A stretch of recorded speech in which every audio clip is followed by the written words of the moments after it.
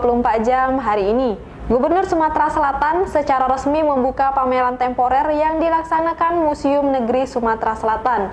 Menurut Gubernur, pameran temporer merupakan ide brilian di tengah wabah IT sebagai strategi dalam menarik pengunjung ke museum.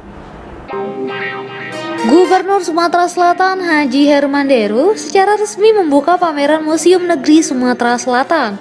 Kegiatan yang diikuti 28 peserta, 17 diantaranya dari komunitas memamerkan berbagai koleksi benda-benda bersejarah, mulai dari zaman Kerajaan Sriwijaya hingga era perjuangan kemerdekaan Republik Indonesia.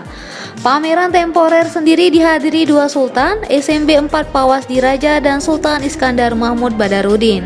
Terlihat juga Kepala Museum Basuki Abdullah Jakarta, Meifa Salma, dan beberapa komunitas pecinta sejarah di Sumatera Selatan. Dalam sambutannya, Gubernur mengapresiasi kegiatan yang bertujuan untuk mengajak semua pihak tidak melupakan sejarah. Terlebih di tengah era kemajuan teknologi informasi saat ini, menurut Deru, penyelenggaraan pameran ini adalah ide brilian saat ini diserang wabah IT. Gubernur berharap kegiatan ini dapat menambah wawasan pengunjung tentang benda-benda seni bernilai sejarah. Namun begitu, ia mengharapkan adanya penjelasan jelas terkait barang koleksi tersebut. Reporter Citra Utama, juru kamera Al-Hadi Parit, palfresh.com. Pemirsa, jika Anda mendengar nama bunga bangkai, tentu terbesit aroma yang tidak sedap. Di Kota Lubuk Linggau, ada bunga bangkai tumbuh di tengah kuburan tepat di bawah pohon jengkol. Berikut laporan reporter dan juru kamera Frans Kurniawan yang bertugas di Kota Lubuk Linggau. Jika selama ini bunga bangkai sering tumbuh di kaki Bukit Sulap kawasan Taman Nasional Kerinci Seblat, bunga dengan warna kemerahan tersebut tumbuh sempurna di tanah kuburan TPU Lubuk Tanjung, Kecamatan Lubuk Linggau Barat 2. Uniknya, bunga ini tumbuh di bawah pohon jengkol dan memiliki kuncup bunga sudah mekar sempurna. Diketahui tinggi bunga sudah mencapai sekitar 30 cm dengan lebar 25 cm. Masyarakat Kota Lubuk Linggau dan pecinta Palembang Express kalian, hari ini kita kembali menemukan salah satu bunga yang cukup langka, bunga bangkai. Biasanya bunga bangkai ini sering ditemukan di bawah kaki Bukit Sulap. Sekitar 1 bulan yang lalu kita sempat menemukan 2 bunga bangkai jenis yang sama. Nah, kali ini kita menemukannya di persis di tengah pemakaman umum TPU Kelurahan Lubuk Tanjung.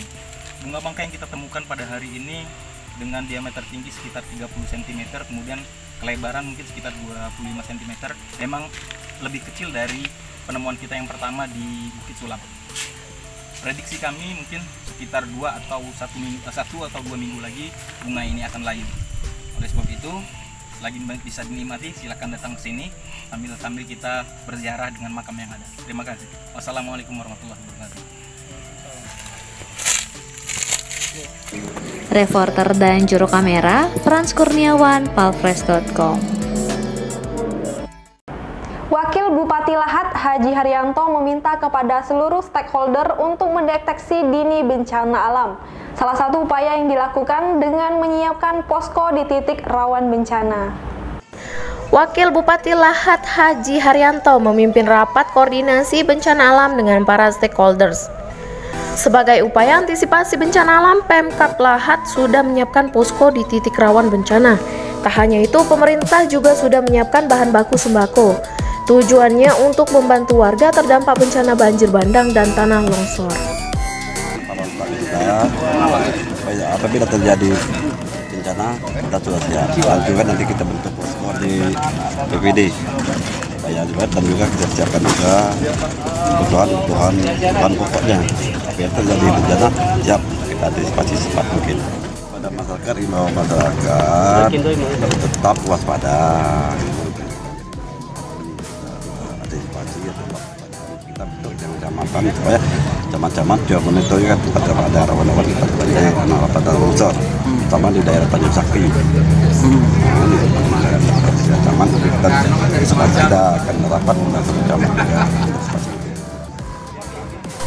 Pihaknya menghimbau kepada masyarakat waspada selalu menjalin koordinasi hingga ke tingkat kecamatan. sehingga para stakeholders bisa mengetahui potensi ancaman bencana alam.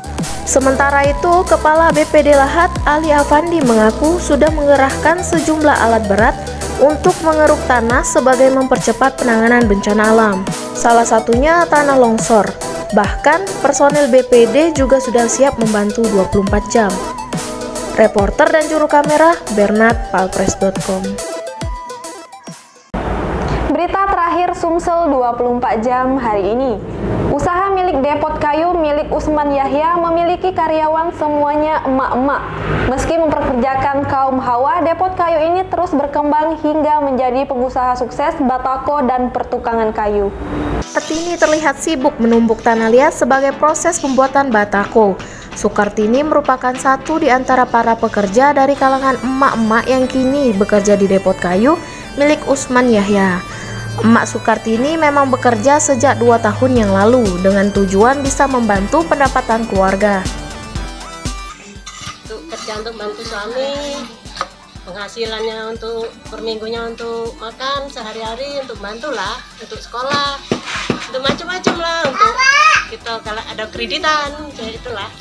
Udah lama lah kami di sini sampai punya rumah siko itu bantu suami untuk buat rumah. Jadi batu itu tidak beli, cuman kita aja yang minta kan, minta sama Pak Usman Yahya. Sementara itu, pemilik Depot Kayu Ono Kuniki, Usman Yahya mengaku usaha Depot Kayu yang dirintisnya dibangun dengan modal pengalaman membangun rumah sendiri. Berkat kerja keras, usaha tersebut terus berkembang hingga kini berdiri diberi nama Ono Kuniki. Usahanya sudah dari 2013 untuk pembuatan batako dan alhamdulillah sampai sekarang.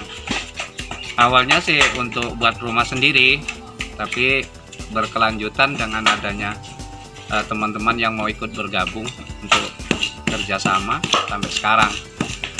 Reporter dan juru kamera Budi Alamsyah, palpres.com. Demikianlah berita Sumsel 24 jam hari ini. Saya Sri Devi, sampai jumpa.